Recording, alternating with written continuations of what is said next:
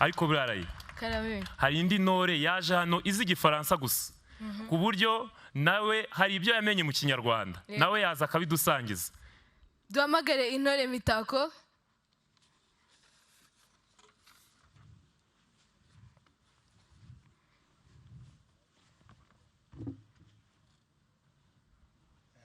Mitako, bonjour.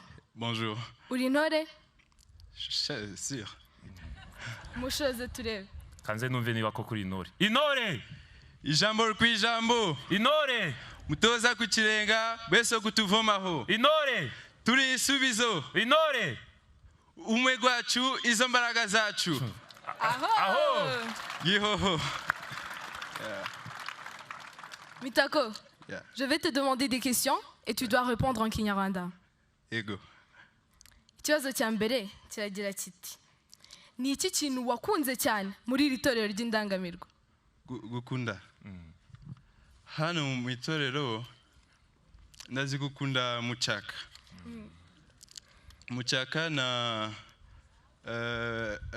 mashalot. None se ndazi gukumbura ibijyo. Turi kurya neza cyane. Ndazi gukumbura umuceri na ibirayi, ibijumba, navuge neza. Na ibishimbo. None se ndazi gukumbura inyama cyane cyane. Nese Mitako, ni ikihe kintu cyakugoye kumenya cyangwa se kwiga muri iri torero? Ibikibazo. Noneho hano mu itorero ndafite ibikibazo kuvuga mu Kinyarwanda. None se hano mu itorero abana bose bari kuvuga mu Kinyarwanda gusa. None ndafite ibikibazo kuvuga neza mu Kinyarwanda.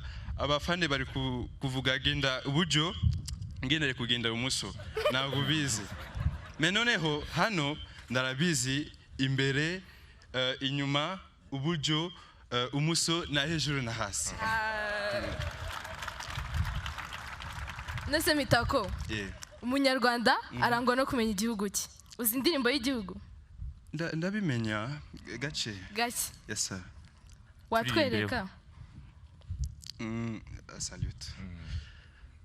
Rwanda nziza gihugu cyacu, huje imisozi n'ibiyaga n'ibirunga, ngo widuhetse gahoranisha, reka tukurate tukuguve ibigwi, ngo hutuhungwiye hamwe twe s'abanyarwanda uko watujyaye. Mbegwa sugira singizwa iteka. Mitako urakoze cyane.